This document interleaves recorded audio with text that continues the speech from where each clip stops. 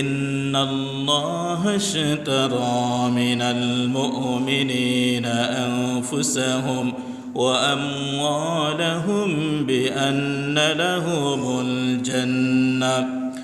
আল্লাহ পাক তাআলা বলেন, নিশ্চয় আল্লাহ মুমিনদের থেকে তাদের জান এবং মালকে ক্রয় করে নিয়েছেন।